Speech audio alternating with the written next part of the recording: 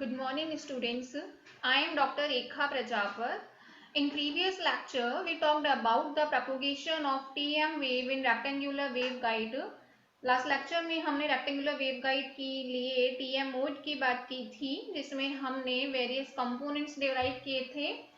हमने यह बात की थी कि टीएम मोड के लिए HZ की वैल्यू 0 होती है and remaining 5 component will exist. So TM mode के लिए HZ is equals to the 0 but EZ value exist, और उस EZ की वैल्यू पर बेस्ड हम रिमेनिंग 4 कंपोनेंट्स को इवेल्युएट करते हैं। In this figure you can see that we have already evaluated the 4 components for TM mode in rectangular waveguide in equation number 30, 31, 32 and 33. So finally TM mode के लिए हमारे पास में EX, EY, HX और HY components की value है। So finally इनके द्वारा हम वेरियस TM मोड्स की आज के इस लेक्चर में बात करेंगे। सो बेसिकली हम यहाँ पे डिस्कस करेंगे TM मोड के लिए। सो देखिए जो इंटीजर्स है, the integers M and N pertain to the number of standing wave interference maxima occurring in the field solutions that describes the variation of the field along the two transverse coordinates. So basically ये standing wave interference maxima को denote करते हैं ये numbers M और N, जिनकी एक integer value होती है। सो मेन टारगेट हमारा यहाँ पर ये है कि हमें TM मोड के लिए M और N की डिफरेंट वैल्यूज को इन इक्वेशन 30 to 33 में जब हम पुट करते हैं तो फाइनली हमें 4 कंपोनेंट्स की वैल्यू मिलती है जो एक मोड के लिए स्पेसिफाइड होती है। So now let us talk about the first easiest mode, that is the TM00 mode. देखिए in generally we represents the modes as TM, M, N, where M and R we have already described. So now we are talking about TM00 mode in which M is equals to the 0 and N is equals to the taken. So now when we are talking in this case, then we will evaluate all these field components. So किसी भी mode के लिए जब हम एक particular integer number लेते हैं, वो उस केस के लिए मोड डिफाइन करता है और मोड के लिए कंपोनेंट इक्वेशन डिराइव की जाती है from these equations. So let us have a look how we calculate the field equations for these values. So देखिए इक्वेशन नंबर 30 में मेनली हम क्या कहते हैं कि TM मोड के लिए HZ की वैल्यू 0 है। सो फाइनली देखिए EX कंपोनेंट है। EX कंपोनेंट में when we are using the value of M and N is equals to the 0, so it could be seen easily that when cos m pi x upon a, यानी x is m is equals to the 0, so cos 0 की value 1 होगी, but sin 0 n is equals to 0, so sin 0 is equals to the 0। उस case में ex की value 0 हो जाती है। so here we have concluded that for the value of m and n is equals to the 0, x component of electric field does not exist. It means it vanishes here. So now we move forward to the another field component, that is EY, y component of electric field. So again we are having a term of sin of m pi x upon a into cos n pi y upon b. So again we will see sin 0, m is equal to 0 and again n is equal to 0. So sin 0 is equal to 0 and cos 0 is equal to the 1, but 0 into 1 is equal to the 0. So इस case में EY component is also equal to 0. Now when we move forward to the another remaining two components, that are HX and HY. So in that case HX, again we are having a term of sin of m pi x upon a and into cos n pi y upon b. So again we will use the m is equal to 0 and n is equal to 0. So this term will be equal to 0. Similarly HY component, there is a term cos m pi x upon a and sin n pi y upon b. So we will have concluded that for m is equal to 0 and n is equal to the 0 value, all the 4 electric field and magnetic field component, it means EX, EY, HX and HY vanishes. So in these cases If m is equal to 0 and n is equal to 0 are substituted in these equations ex, ey, hx and hy, we see that all of them vanish. So we say TM00 mode does not exist. मतलब जिस case के लिए हम ये कह रहे हैं कि ex, ey, hx and hy value is equal to the 0, so उसके लिए वो मोड एग्जिस्ट नहीं करता है. So यहाँ पे अभी हमने बात की थी minimum value for m and n, that was TM00 mode. Now we talk about the another mode, that is TM01 mode. So here we have taken the value of first term is m and another term is n. So here we are talking about the another case, that is the TM01, that is m is equals to the 0 and n is equals to the 1. So now we will have a look whether this mode exists or not.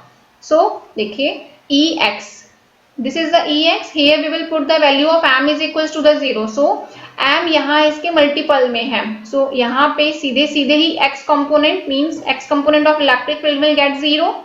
So ex is equals to the 0. Now we have a look for the y component of electric field.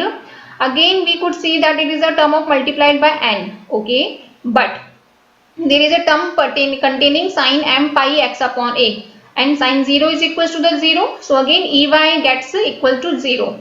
Now moving forward for the x component of magnetic vector, so Hx, in this case we are having the term multiplied sin n pi upon b, but sin m pi x upon a. Here m is equals to the 0. So again sin 0 means 0 and it is multiplied by whole term will be equal to 0. So again Hx gets equal to 0.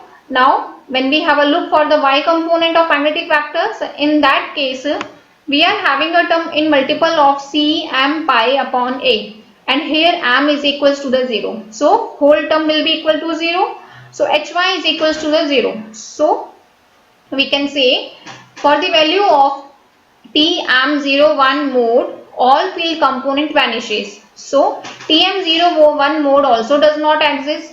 Similarly, when we talk about the TM10 mode, where m is equals to the 1 and n is equals to the 0, in that case also similar pattern will observe, like ex, ey, hx and hy will get equals to 0. So all field component vanishes and TM10 mode does not exist.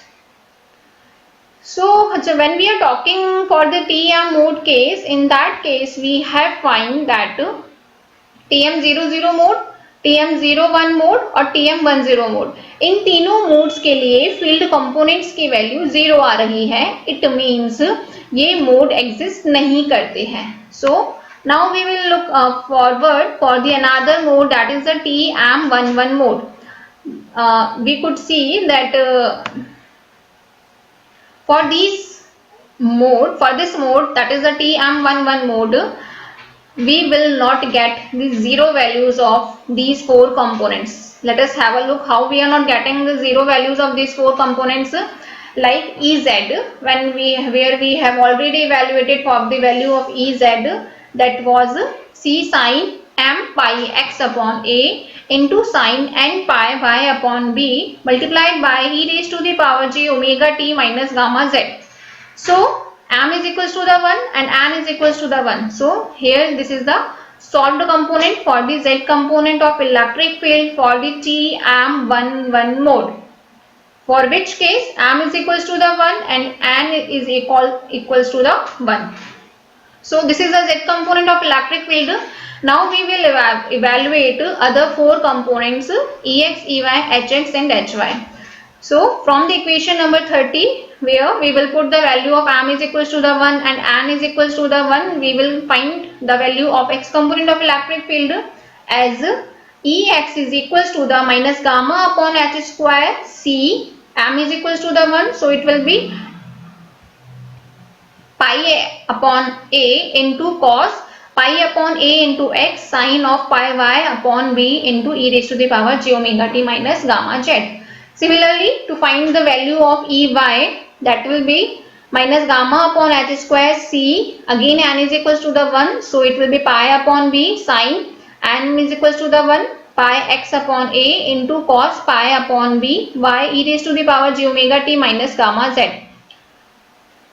For hx, its value is j omega epsilon upon h square c, n is equals to the 1, so it is a pi upon b sin pi x upon a cos pi y upon b e raised to the power j omega t minus gamma z. For hy, it is minus j omega epsilon upon h square c pi upon a cos pi x upon a sin pi y upon b into e raised to the power j omega t minus gamma z. So we can say TM11 mode exist because यहाँ पे हमें EX, EY, HX और HY इन चारों components की value हमें मिल रही है. So we say TM11 mode exists and for all higher values of M and N the component exists.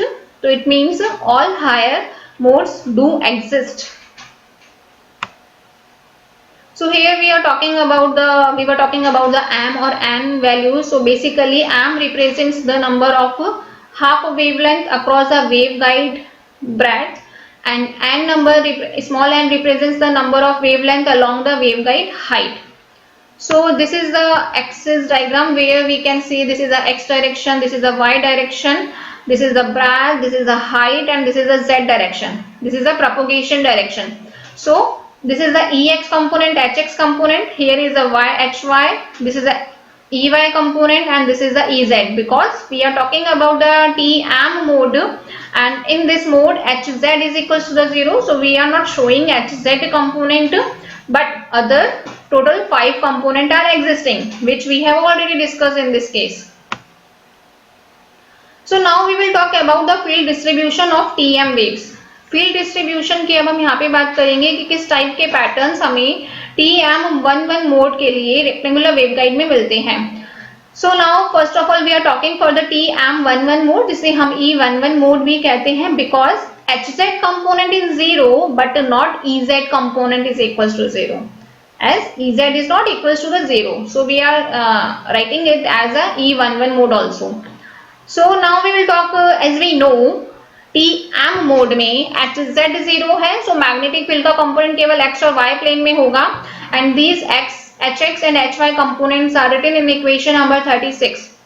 सो जब हम इन मैग्नेटिक फील्ड कंपोनेंट्स के लिए जब हमें फील्ड पैटर्न ड्रॉ करना है, तो सबसे पहले हमने यहाँ पे एक रेक्टेंगुलर बॉक्स को ड्रॉ किया.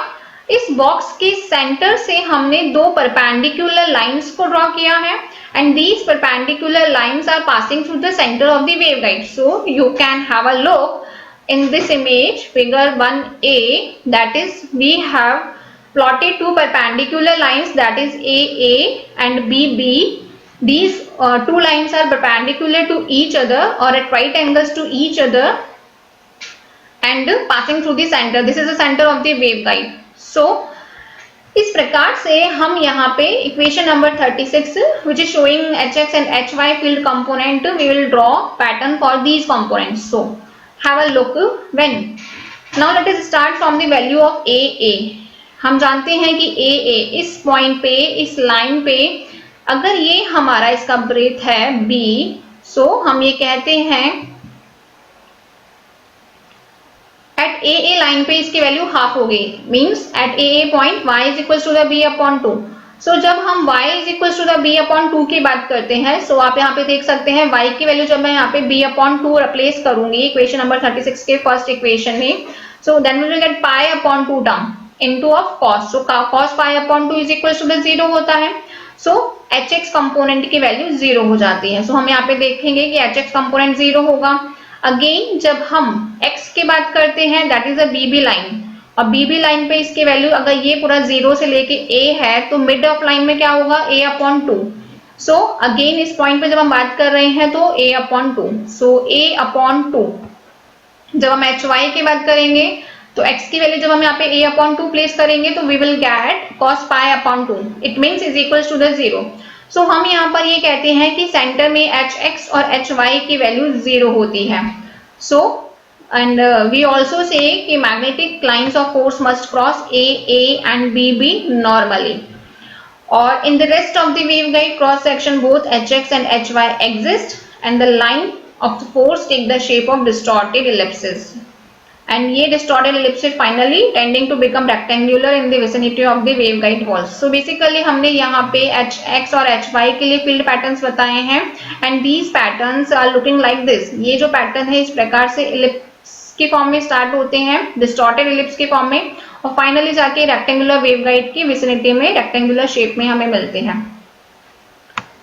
So you can see as we are moving forward, जैसे इस केस में हमने बात की थी सेंटर पे जब हमने बोला था तो y is equals to the b upon 2 पे ये वैनिश हो जाता है, बट हम जैसे जैसे आगे बढ़ते हैं अगर हम y बराबर b पे जाते हैं तो हमें उसकी कुछ वैल्यू मिलती है. जैसे अगर हम इस केस में आगे बढ़ते हैं so y is equals to the b upon 2, x की वैल्यू हम जहाँ पे a upon 2 रखते हैं या a प्लेस करते हैं तो इस प्रकार से हमें यहाँ पे इनकी नॉन जीरो वैल्यूज मिलती है फॉर अदर वैल्यूज.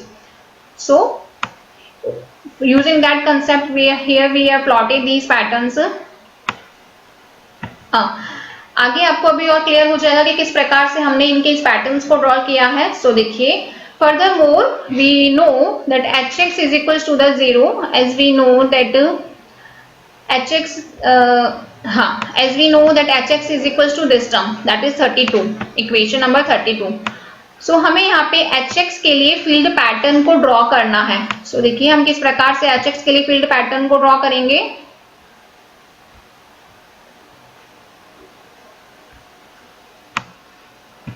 देखिए hx, यहाँ पे हमारे पास में दो कंपोनेंट है, x कंपोनेंट और y कंपोनेंट.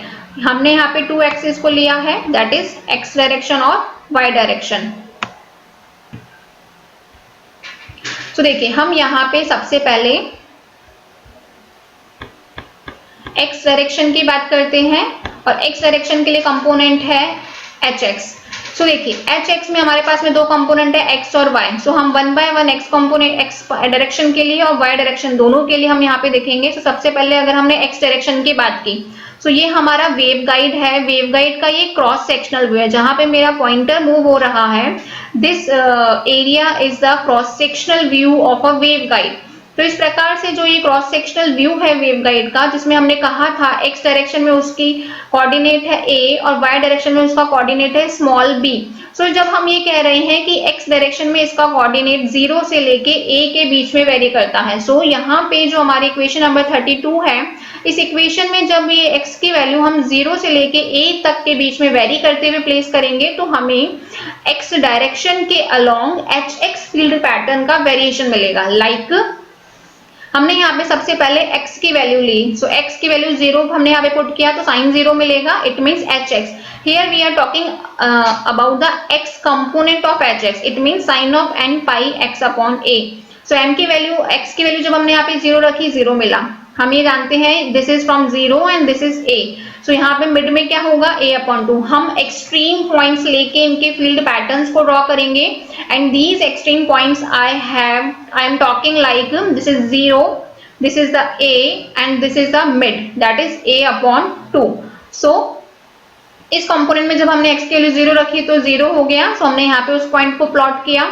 जब हमने a अपॉन 2 वैल्यू पुट किया, मीन्स x की वैल्यू जब हमने a अपॉन 2 पुट की तो क्या हो जाएगा, पाई अपॉन 2. और साइन पाई अपॉन 2 की वैल्यू होती है 1. साथ ही हम बात कर रहे हैं TM11 मोड की, तो हमें यहाँ पे इसकी वैल्यू मिलेगी 1 maximum. It means we are getting an maximum value. हाँ, यहाँ पे कुछ यहाँ पे एक टर्म मल्टीप्लाइड है that will define its amplitude term. So usually we are saying that at x is equals to the a upon 2 point, we will get the maximum value of sin m pi x upon a. So here we are talking for this maximum value. When we come forward to the point a, this is 0, this is the point a by 2 and this is the point a.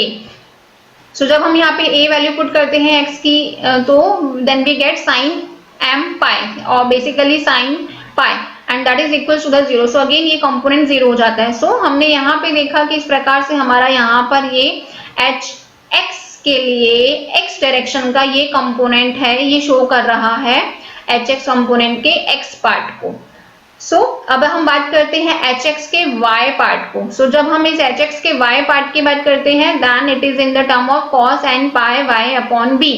So cos n pi y upon b के लिए देखिए हम यहाँ पे y coordinate की बात करेंगे. सो this is the y direction और हमने यह कहा था कि जो वेव गाइड है उसकी हाइट है स्मॉल b. सो जो इसकी हाइट है b, हम यहाँ देख सकते हैं ये तो 0 पॉइंट है, ये यहाँ पे बी पॉइंट है। अगेन हम यहाँ पे एक्सट्रीम पॉइंट्स की बात करेंगे। These extreme points are 0, this is the point b upon 2 and this is the point b।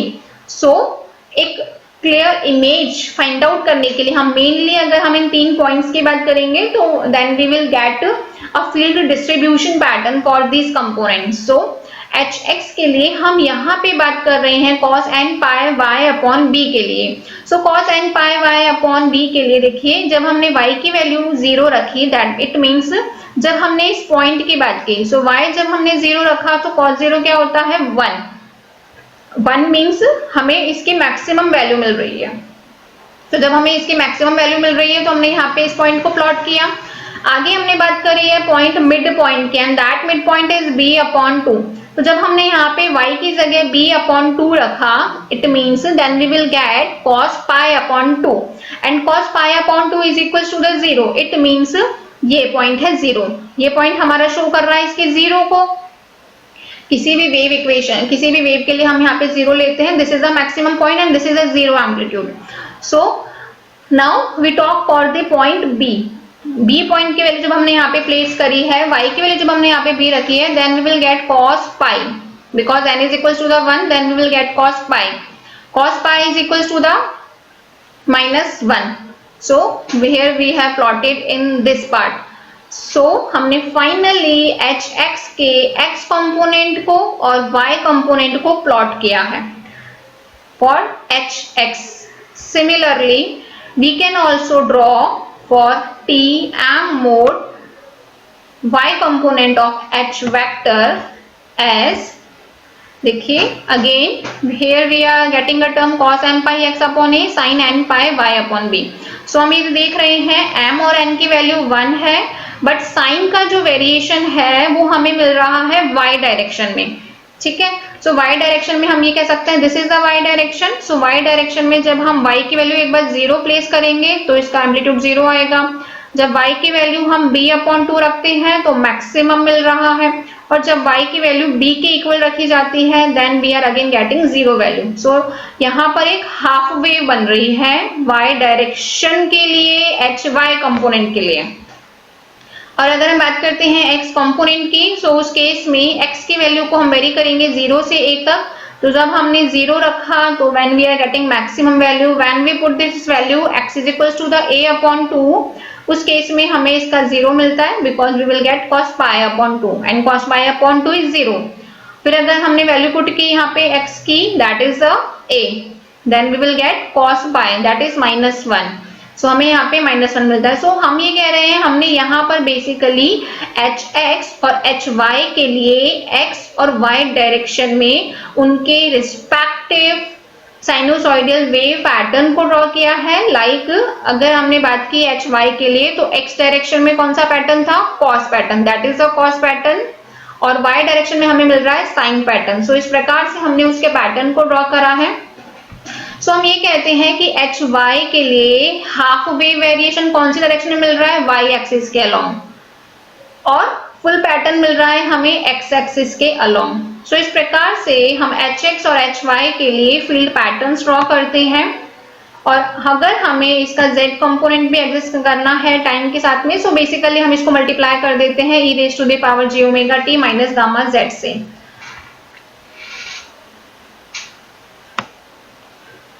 Now we will talk about the electric field components, as we can see that Ex, Ey and Ez component from these equations, these are having this type of pattern. So Ex is directly proportional to cos pi x upon a sin pi y upon b. Ey is directly proportional to sin pi x upon a cos pi y upon b. And Ez is directly proportional to j sin pi x upon a into sin pi y upon b. So अगर हम देखते हैं तो इन दोनों equations का pattern लगभग उसी type से है जैसा अभी हमने बात की थी hx और hy के लिए, बट जो हम देख रहे हैं Ez के लिए, तो Ez में हमारे पास में इसमें एक मल्टीपल टर्म है, that is j, that is nothing but iota. So यहाँ पे ये डिफाइन करता है that maximum of Ez as distinct from the maximum of the transverse magnetic field Transverse field component Ex and Ey is displaced along the z axis by pi upon 2. So यहाँ पे हमें pi by 2 का variation देखने को मिल रहा है due to the existence of the z component such that by a quarter waveguide length as shown in figure. So similarly हमने यहाँ पे Ex और Ey और Ez के लिए फील्ड पैटर्न्स को ड्रॉ किया है जैसे अभी हमने बात की थी Hx और Hy के लिए। यहाँ पर हम देख सकते हैं कि अगर हम Ex कंपोनेंट की बात करते हैं सो देखिए यहाँ पे Ex कंपोनेंट में हमारे पास में है x डायरेक्शन के लिए cos m pi x upon a और हम ये जानते हैं cos के लिए हमारे पास में फुल वेव आएगी। सो हमने यहाँ पे फुल वेव को ड्रॉ किया इस प्रकार से और sin n pi y upon b y direction में साइन के लिए हमारे पास में हाफ वेव आ रही थी। अभी हमने बात की थी Hx और Hy के लिए। सो हमारे पास में साइन के लिए हाफ वेव आ रही है तो इस प्रकार से हमने हाफ वेव को रिप्रेजेंट किया। हम यहाँ पे वैल्यू भी पुट करके इसे इवैल्यूएट कर सकते हैं। x की वैल्यू 0, x की वैल्यू a अपॉन 2 और x की value total a। Similarly y for 0 for b upon 2 and that is for b. So this was for the Ex pattern. Now we have a look for the Ey component. Then in that case we are again getting sin m pi x upon a and cos n pi y upon b. In that case we can see that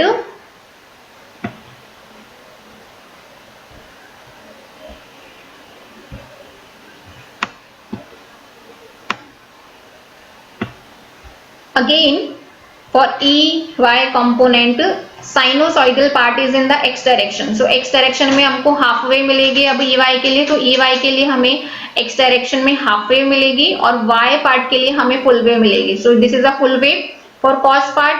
So this is for the field distribution for Ex component and Ey component. Now we will have a look for the Ez component and Ez was c sin m pi x upon a sin n pi y upon b.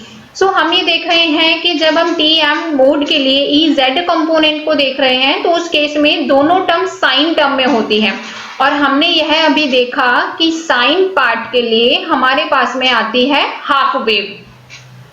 सो हमारे पास में EZ के लिए X component के लिए भी half wave मिलेगी और Y component के लिए भी हाफ वेव मिलेगी। सो इस प्रकार से हमने यहाँ पे प्लॉटिंग की है, आप इसमें वैल्यू पुट करके भी इन फिगर को ड्रॉ कर सकते हैं। So this was the field pattern. So again हम यहाँ पे कह रहे हैं जब हमको Ex, Ey और Ez के पैटर्न को शो करना है सो हमने देखा कि Ez की टर्म में J टर्म मल्टीपल में आ रही है which is showing the 90 degree phase. So जब हम Ex और Ey और Ez को जब हम प्लॉट करेंगे तो हम ये देखते हैं कि Ex और Ey के रिस्पेक्ट में Ez में 90 डिग्री का फेज शिफ्ट होता है। So we will plot in that case this type of pattern. So these were the diagrams of electric field distribution in transverse and longitudinal cross sectional of a rectangular waveguide in TM11 mode.